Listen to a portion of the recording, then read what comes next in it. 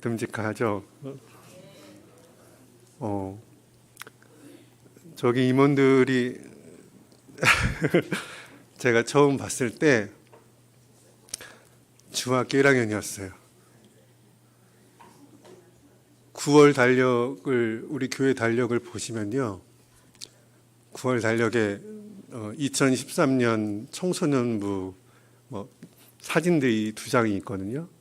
거기에 보시면 저 친구들이 아주 막 중학교 2학년, 막 3학년 이런 모습으로 찍혀 있어요.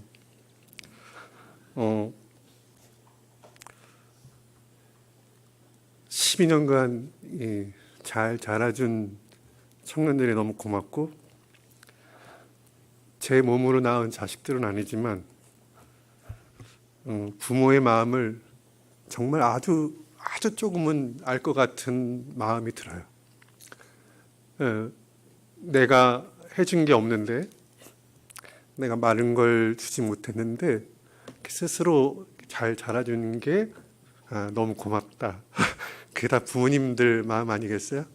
그런 마음을 아주 조금이라도 알게 해준 것 같아서 보고 있기만 해도 너무 마음이 든든하고 또 미안함도 있고 감사함도 있습니다. 2015년부터 2년 동안 청년부에서 제가 사도행전을 처음부터 끝까지 연속 강의 설교를 한 적이 있어요. 그 와중에 2016년 7월 24일 본문이 오늘 딱 이 말씀이었습니다. 이 말씀을 그 당시에 제가 전하면서 이렇게 이야기를 했었어요. 여러분들이 기억하실지 모르겠지만, 언젠가 제가 다시 이 말씀으로 여러분 앞에 섰을 때 그 설교는 여러분께 하는 마지막 설교가 될 것이다 라고 이야기를 했었는데요. 오늘이 바로 그날이네요. 그러면 제가 어째서 이 말씀, 이 사도행전 말씀을 꼭 여러분과의 마지막 순간에 전하고 싶었는지 오늘 본문 말씀을 함께 들어가 보도록 하죠. 사도 바울이 1차, 2차, 3차 전도여행을 마치고 이제 예루살렘으로 향하는 길가에서 에베소 장로들을 불러서 마지막으로 중요한 당부를 합니다.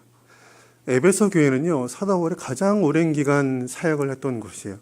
무려 3년간이나 사역을 했고, 그리고 지난 모든 사역을 마무리 짓고 이제 완전히 새로운 곳으로 나아가고자 가고 있는 중입니다. 그런데 예루살렘으로 가는 길에는 굉장히 많은 어려움이 있을 것으로 예상이 되고 있어서 사람들이 막 반대하고 그러죠. 가지 말라고. 그러나 사도 바울은 전혀 주저함 없이 예루살렘으로 가기를 원했고, 이제 에베소 교회의 성도들을, 장로들을 다시는 보지 못할 것이라는 예감이 들어서 이때 마지막으로 아주 중요한 메시지를 전하고 있는 것입니다. 다시 볼 수 없는 사람들에게 정말 중요한 마지막 이야기를 하는 것이니 이 말씀이 여러분과 저의 마지막 순간에 가장 필요한 말씀이라는 생각이 들었어요. 사도 바울은 지난 3년간 에베소에서 단 한 가지만을 전했다고 이야기합니다. 하나님의 은혜의 복음을 증언하는 일에 나의 생명조차 귀한 것으로 여기지 아니하였다. 3년이나 쉬지 않고 눈물로 각 사람에게 전하고 가르치고 훈계한 것은 다른 것이 아니었어요. 오직 은혜의 복음, 십자가 복음, 예수 그리스도와 하나님 나라, 이것만 반복해서 전하는 것이죠. 그 은혜의 복음을 3년간 부단히 전하였고, 이제 또다시 이 에베소 교회 성도들을 이 은혜의 말씀에 다시 부탁하는 것입니다. 그 이유가 무엇이냐면 바로 그 말씀이 여러분을 능히 든든히 세우사 거룩하게 하심을 입은 모든 자 가운데 기업이 있게 하시리라, 이렇게 이야기를 하고 있어요. 은혜의 복음만이, 오직 하나님의 말씀만이 여러분을 하나님 나라의 기업을 상속받는 자들로 만들 것입니다. 사도 바울은 두려워요. 왜냐하면 성령의 알게 하심을 따라서 이제 에베소 교회에 복음을 대적하는 사람들, 하나님의 말씀을 반대하는 사나운 이리들이 들어올 것을 알고 있었기 때문이죠. 그렇기 때문에 이들을 지켜줄 것은 하나님의 말씀밖에 없다는 아주 분명한 믿음을 가지고 이들에게 이야기하는 겁니다. 제가 떠난다고 해서 사나운 이리가 이곳에 오는 건 아니죠. 저보다 훨씬 훌륭한 목회자분들이 오셔서 여러분을 지도하실 거예요. 그러나 여러분이 이제부터 일생을 살아가는 동안에 여러분에게 닥친 가장 큰 문제 중에 하나는 이 은혜의 복음, 하나님의 말씀에 대한 나의 신뢰, 이 믿음을 넘어뜨리고자 하는, 이곳에서 벗어나고자 하는 그런 유혹들이 반드시 있을 것입니다. 내가 신자로 살아가는데, 내가 거룩한 하나님의 백성으로 살아가는데 말씀이면 족하다는 이 믿음을 위협하는 것들, 하나님의 말씀만 가지고 되는 것이 아니라고 말하는 그 수많은 유혹들, 심지어 교회 밖에뿐만 아니라 교회 안에도 팽배해 있는 이 수많은 생각들, 하나님의 말씀이 무엇을 할 수 있겠느냐, 은혜의 복음이 무엇을 성취할 수 있겠느냐, 우리가 가진 그것 가지고 무엇을 할 수 있겠냐고 외치는 사람들이 얼마나 많은지 모릅니다. 여러분의 삶 가운데 수많은 위기가 다가올 때, 하나님의 백성으로서 살아가기를 점점 두려워하게 될 때, 힘을 잃게 될 때, 내가 계속해서 하나님의 백성으로 살아갈 수 있나 궁금해하고 두려워하고 힘이 들 때, 그때 여러분을 의탁할 것은 이 은혜의 복음밖에 없다는 것을 기억하시기 바랍니다.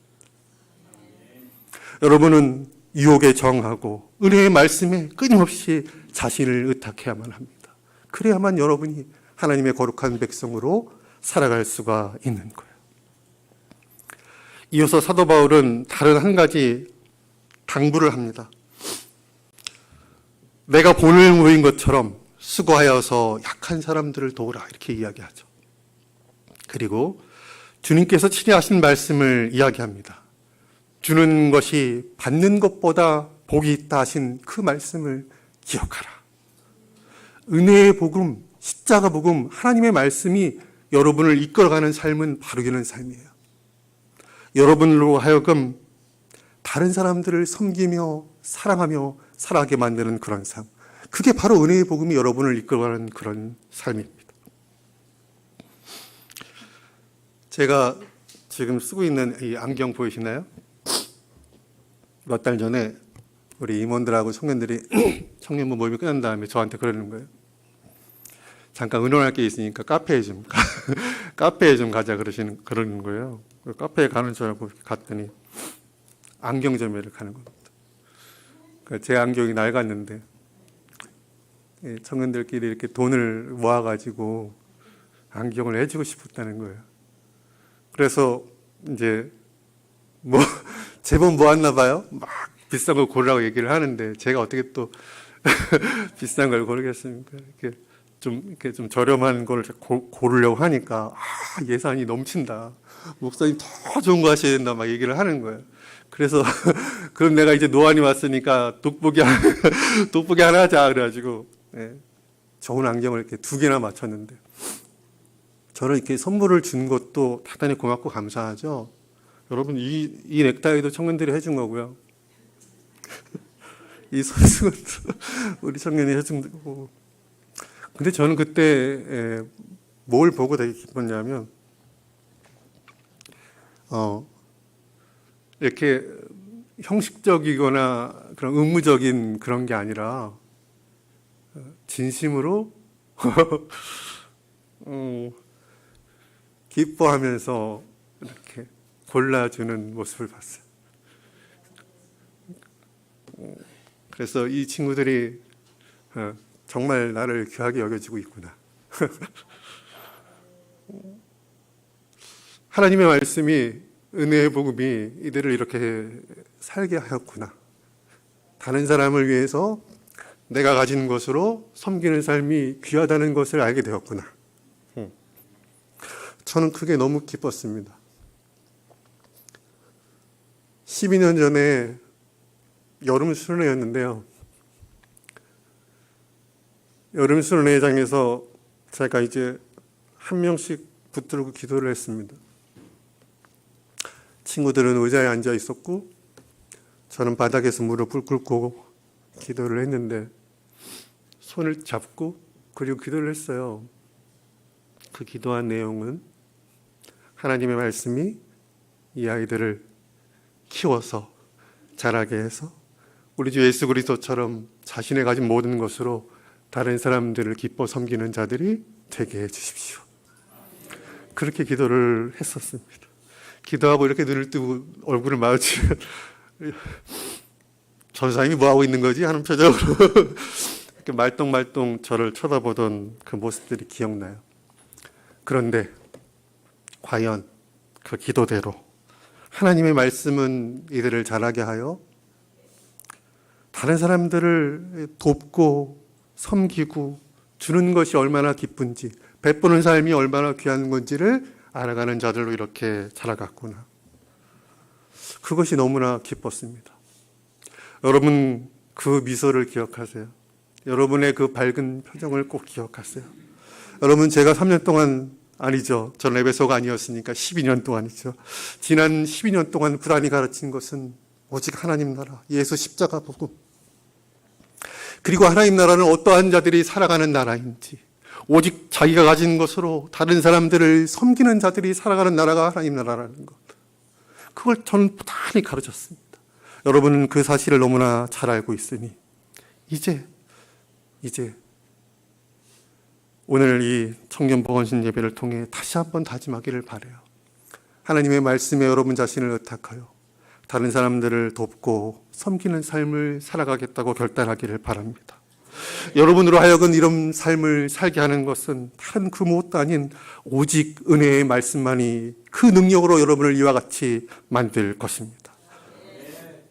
이 두 가지를 반드시 기억하시기를 바랄게요. 첫째, 여러분의 모든 인생을 은혜의 말씀에, 십자가 복음에, 하나님의 말씀에 의탁하기를 바랍니다.